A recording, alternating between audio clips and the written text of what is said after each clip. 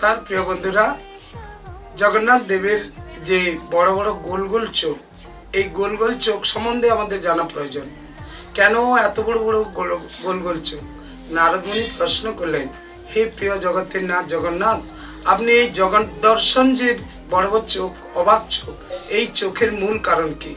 যখনই নারদ প্রশ্ন করলেন, ভগবান হাসতে হাসতে বললেন, নারদ, আমার এই বড় বড় চোখের কারণ স্বর্গমত্ত পাতাল ত্রিভুবনের যেখানে যা বস্তু আছে, আমার এই বড় বড় চোখের দ্বারা আমি দর্শন করি। যেখানে কেউ ভুলেও গোপন কাজ করবেন না। আমার এই বড় বড় চোখের আওতা থেকে কারোর বা কখনো রেহাই পাওয়ার উপায় নেই। আমি সব দর্শন করছি।